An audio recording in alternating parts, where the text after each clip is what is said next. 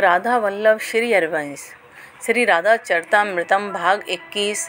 कंस जब सखी बना, एक अंश सुना हुआ प्रसंग। हे बज्रनाभ, श्री राधा रानी पराशक्ति हैं, इनसे बड़ी कोई शक्ति नहीं है। ऐसा मैं ही नहीं कह रहा, वेदों की ऋचाओं ने भी श्री राधा रानी को पराशक्ति कहकर उनके नाम का स्मरण किया है। आज महर्षि सांडिल गदगद थे। हे बज्रनाभ, वैसे तो राधा रानी के अनंत नाम हैं, जैसे कृष्ण के अनंत नाम हैं, वैसे ही श्री राधा रानी के भी क्यों न हों। ये शक्ति जो हैं, ये पराशक्ति हैं, ये ऐलादनी शक्ति हैं, यही हैं जिन्हें ईश्वरी नाम से वेद भगवान भी स्तवन करते हैं। हे बज्रनाभ, मुख्य नाम 28 हैं। श्री राधा रानी के ये सब नामों का सार है। इन नामों का जो प्रातः और रात्रि सोते समय स्मरण करता है, उन्हें इन वृषवान दुलारी की कृपा अवश्य प्राप्त होती है। ऐसी बात नहीं है कि ये श्री राधा रानी निष्काम भक्तों को तो प्रेम प्रदान करती ही हैं, पर कामना रखकर भी जो इनके नामों का एक बार भी स्मरण कर लेता है, उसकी हर कामना पूरी करती हैं। इसे निश्चय जानो। इतना कहकर महर्षि सांडिल्य ने नेत्र बंद कर श्री राधा रानी के 28 नामों का स्मरण किया। हे श्री राधा, राशेश्वरी, रम्या, कृष्ण मंत्रादि देवता, सर्वाधा, सर्ववंदा, वृंदावन विहारिणी, वृंदाराध्या, रमा, ऐलादनी, सत्या, प्रेमा, श्री कृष्ण वल्लभा, वृषवान सुता, गोपी, मूल प्रकृति ईश्वरी, कृष्ण प्रिया, राधिका, आरम्या, परमेश्वरी, परात्परता, पूर्ण चंद्रानना, भक्ति प्रदा, भव व्याध विनाशिनी और हे श्री हरप्रिया। हे बज्रनाभ, इन नामों का जो प्रातः और रात्रि में स्मरण करता है, उसकी हर मनोकामना पूरी होती ही है। इन नामों का स्मरण करने से मनुष्य प्रेमा भक्ति को प्राप्त कर श्री राधा माधव के दर्शन का अधिकारी हो जाता है। आज श्री राधा माधव भाव से भावित हो महर्षि सांडिल अब आगे की कथा सुनाने लगे थे। नारायण नारायण नारायण। आज नहीं, क्यों देवर्षि नारद जी के कंस के यहाँ पहुँचे। उदास था कंस, क्योंकि अभी उस तक ये सूचना पहुँची थी कि दावानल को पी गया वो ग्वाला कन्हैया। क्या? कैसे पी गया? अग्नि को पी गया? तुम मुझे पागल समझते हो, चिल्लाया था कंस। हमें कुछ नहीं पता राजन, हमने चारों ओर से आग लगा दी थी और वन ने आग पकड़ भी ली थी। चारों ओर आग ही आग, ये देखकर हम संतुष्ट भी हुए थे, पर पता नहीं क्या हुआ। कुछ ही देर में अग्नि इस तरह शांत हो गई जैसे उसे किसी ने पी लिया हो। वो अग्नि कंस के राक्षस कंस को बता भी नहीं पा रहे थे कि उन्होंने वृंदावन में क्या देखा। नारायण नारायण नारायण। आ गए उसी समय देवर्षि नारद जी। हम बताते हैं, अब जाओ तुम लोग पहले यहाँ से। कंस फिर बोला। एकांत। और सब लोग वहाँ से चले गए। देवर्षि बताइए ना क्या हुआ और अब आगे क्या होगा। कंस गिड़गिड़ाने लगा देवर्षि के चरणों में गिरकर। मैंने तुमसे पहले ही कहा था, कृष्ण की शक्ति राधा है, और याद रहे जब तक बरसाने में राधा हैं, तब तक कृष्ण का कोई कुछ भी नहीं बिगाड़ पाएगा। सोचने लगा कंस। सोचना पड़ा कंस को, क्योंकि वो इस घटना को भूलता ही नहीं है। कैसे पालने में सो रही श्री राधा ने मात्र अपने छोटे चरण क्या पटके, वो सीधे बरसाने से आ गिरा था मथुरा पर। ये बात किसी को पता नहीं है। क्या सोच रहे हो कंस? सोचो मत, कुछ करो। मैं तो तुम्हारा हितैषी ही हूँ, इसलिए इतनी बातें कहने चला आता हूँ। नारायण नारायण नारायण। चल दिए देवर्षि नारद जी। मैं बरसाने जाऊंगा और मार दूंगा उससे राधा को। चीखा कंस, पर सावधान। कंस बरसाने की गलियों से सावधान हंसते हुए आकाश मार्ग से चल दिए थे देवर्षि। प्रेम सरोवर है, दिव्य सरोवर है बरसाने में, इसका नाम है प्रेम सरोवर। हर रंग के कमल खिले हैं इस सरोवर में। किनारे पर कदम के घने वृक्ष हैं, उन वृक्षों में मोर आकर बैठ जाते हैं। और विचित्र बात यह है कि वे सारे मोर बारी बारी से अपना नृत्य दिखाते हैं। कोयली मधुर स्वर देती है। वातावरण सुगंधित है, क्योंकि वन में नाना जाति के पुष्प खिले हुए हैं। सरोवर के किनारे ही एक दिव्य सिंहासन है। उस सिंहासन पर विराजमान है आज श्री वृषभान नंदिनी राधा रानी। नीला रंग इन्हें बड़ा प्रिय है, क्योंकि इनके प्यारे का रंग नीला है ना। और एक विचित्र बात ये भी है कि इनके प्राणधन को पीला रंग प्रिय है, क्योंकि तपे हुए स्वर्ण के समान रंग है श्री राधा रानी का। तो नीली साड़ी पहनी हुई है, मस्तक में चंद्रिका की शोभा है, माथे में श्याम बिंदु है। सखियां नवीन नवीन फूलों का हार बनाकर ला रही हैं और वो सब श्री जी को पहनाती हैं। बीड़ा बजाने में लगी हैं ललिता सखी, विशाखा सखी मृदंग लेकर बैठ गई हैं, चित्रा सखी मजीरा बजा रही हैं और इंदुलेखा सखी इत्र और गुलाब जल का बीच बीच में छिड़काव करती जाती हैं। चंपक लता सखी सी राधा रानी के पीछे खड़ी हैं और चमट उड़ा रही हैं। तुंग विद्या सखी गायन कर रही हैं, ये बहुत सुंदर गाती हैं। रंग देवी सखी और सुदेवी सखी ये दोनों जुड़वा हैं और देखने में बिल्कुल सी राधा रानी जैसी ही लगती हैं। ये दोनों उन्मुक्त भाव से नृत्य कर रही हैं। इंदुलेखा पुष्पों की वर्षा कर देती हैं कभी कभी। इतना आनंद प्रवाहित हो रहा है इस बरसाने के प्रेम सरोवर में।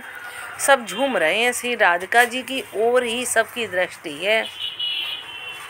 पर यकायक ललिता सखी ने वीणा बजाना बंद कर दिया।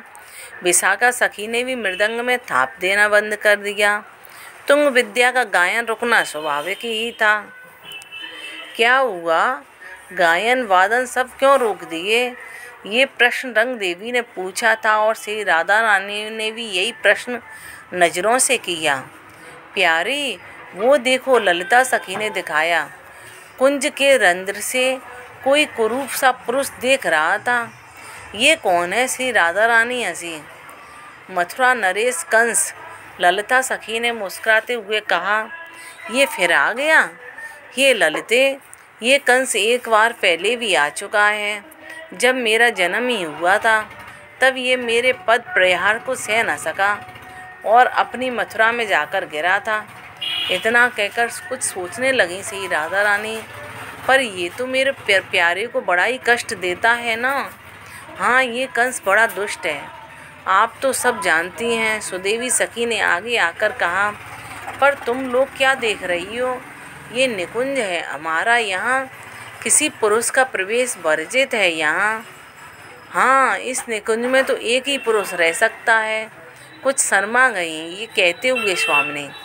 तो आपकी क्या आज्ञा है स्वामिनी? सखियों ने आज्ञा मांगी। इस मथुरा नरेश को भी सखी बना दो। एलादनी की आज्ञा कुंज में गूंजी। बस फिर क्या था, कंस ने जब देखा अपने आप को, ओहो, वो सखी बन चुका था। ये का क्या, घबरा गया कंस। सखियों ने ताली बजाकर हंसना शुरू कर दिया। अब ले आओ मथुरा नरेश को। हंसते हुए श्री राधा रानी बोली। दो सखियां पकड़कर ले आईं। श्री राधा रानी के सामने खड़ा किया गया कंस को। वो क्या कहे, वो तो कुछ सोच ही नहीं पा रहा था कि ये मेरे साथ क्या हो गया। अब ये मथुरा भी नहीं जा सकता था। पर इस कंस सखी को सखी के वस्त्र तो पहनाओ। कंस को देखते ही हुए हंसती ही जा रही थी राधा रानी। सबने पकड़ा और लहंगा फरिया सब पहना दिया। हट्टा खट्टा कंस, काला कुरूप कंस, ऐसा कंस जब सखी बना। अब नाच के नहीं दिखाओगी कंस सखी? सब हंसते हुए नचाने लगी कंस को। बेचारा कंस करे क्या, नाचना ही पड़ा उसे तो। तू कौन है रे, कहाँ से आई है तू? बरसाने में जब कंस घूंघट डालकर चलता था तब महिलाएं पूछती ही थीं, बड़ी पहलवान है ये तो कहाँ से आई है ये? अरे बता तो दे कहाँ से आई है। कंस क्या उत्तर दे, कुछ नहीं बोलता था वो बेचारा। पर अब तो बरसाने में सब छेड़ने लगे थे उसे, बार बार पूछने लगे। तब गौशाला में जाकर रहने लगा कंस और गोबर फेंक कर वहीं कुछ खा लेता था और वहीं सो जाता था। देवर्षि बताइए ना, हमारे महाराज कंस कहाँ गए? 1 महीना बीत चुका था, मथुरा में खलबली मच गई। महाराज कंस कहाँ गए? राक्षस परेशान रहने लगे थे। तब परम कौतुकी देवर्षि नारद जी पहुँचे मथुरा। बस नारद जी को देखते ही राक्षस तो चरणों में गिर पड़े। आपका ही सब किया धरा है, अब आप ही बताइए कि हमारे कंस महाराज कहाँ हैं? देवर्षि नारद जी ने आंखें बंद की और फिर जोर जोर से हंसने लगे। इतना हंसे कि उनका मुखमंडल लाल हो गया था। आप हंस रहे हैं? हमारे प्राण निकले जा रहे हैं। प्रजा को कौन संभालेगा देवर्षि? चाणूर और मुष्टिक सब ने एक साथ कहा। अच्छा मैं लेकर आता हूँ। देवर्षि जाने लगे तो कंस के ये राक्षस भी चल पड़े। नहीं, तुम नहीं जाओगे, मैं ही लेकर आऊँगा। तुम लोग बस अपने महाराज के आने की प्रतीक्षा करो। इतना कहते हुए देवर्षि हंसते हुए चल पड़े थे। जय हो बरसाने के अधिपति बृषवान जी की। बृषवान जी की गौशाला में ही पहुंच गए थे देवर्षि नारद।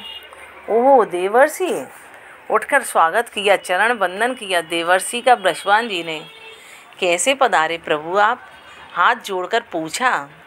वो आजकल आपकी गौशाला में कोई एक नई सेविका आई है, ये कहते हुए इधर उधर देखने लगे थे देवर्षि।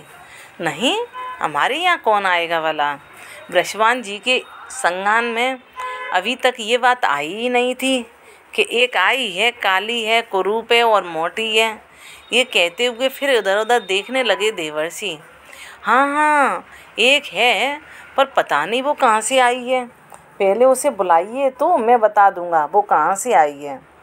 देवर्षि हंसते हुए बोले, देखिए वो रही आपकी मोटी ताजी सखी।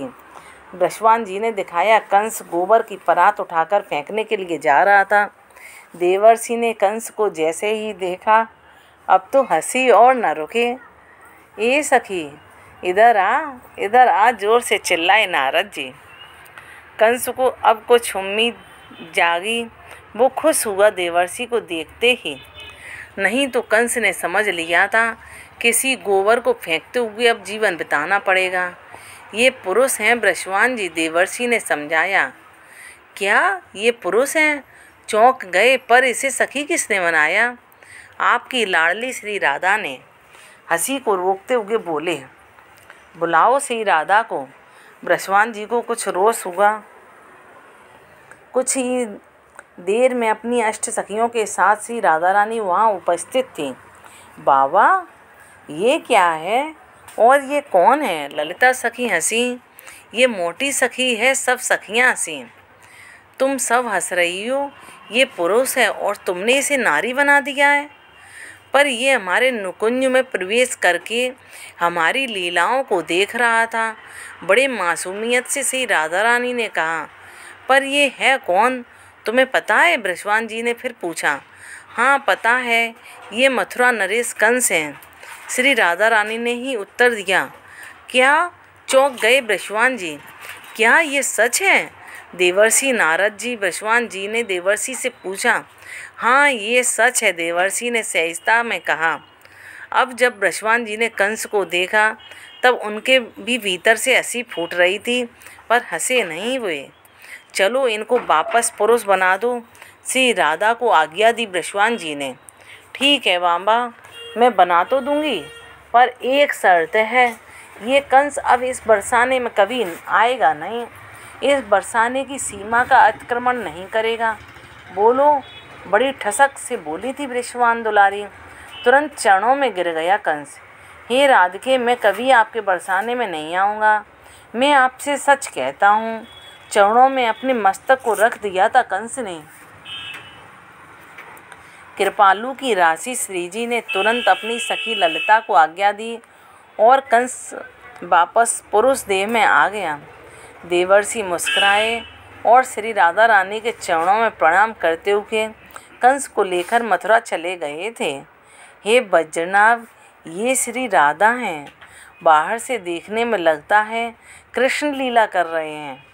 हाँ, लीला तो कृष्ण ही करते हैं, पर उस लीला में जो शक्ति काम कर रही होती है वो ये ऐलादनी श्री राधा ही होती हैं। ये कृपा की राशि हैं।